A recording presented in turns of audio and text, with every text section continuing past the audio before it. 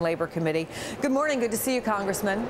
Thank you. Good morning. So the House and Senate passed this bill yesterday. You voted against it. Why?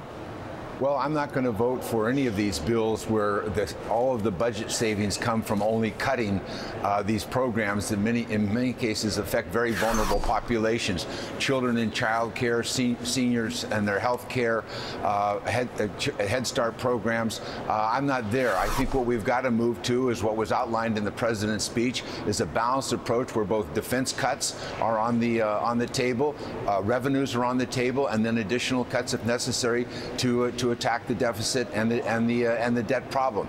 This is consistent with what's going on with the Gang of Six in the Senate. It's with the Deficit Commission. We need a balanced approach. Well, you cannot just cut your way to the deficit. I don't know if you heard the report that Kelly O'Donnell just did, but there are reports that there were some tensions and a pretty heated meeting with some labor leaders. They sort of feel as you do, and they're very unhappy with the president and Harry Reid. I'm wondering if you feel your Democratic leaders have failed, that maybe they've given too much to the Tea Party and to Republicans.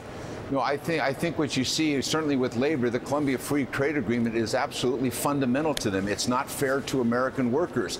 And when they see labor leaders killed on the street on a regular basis, and families of labor leaders and organizers killed in Columbia, as they have now been for the last 5 years, it's the most dangerous place to be a labor leader in the world. And they're violating international law. They're violating the human rights of these individuals. And this trade agreement simply isn't fair to them. And it's fundamental to the unions in this country and to their members. And the president has got to understand that, and the Congress and the Senate have got to understand that. And let me go back to the budget for a second, because as you know, Republicans didn't have the votes in the House. 59 House Republicans voted against it, and it was the Democrats who had to make up the difference. What does that tell you, Congressman, about prospects for protecting the middle class as you head into what is sure to be 2 showdowns over the debt ceiling and over deficit reduction?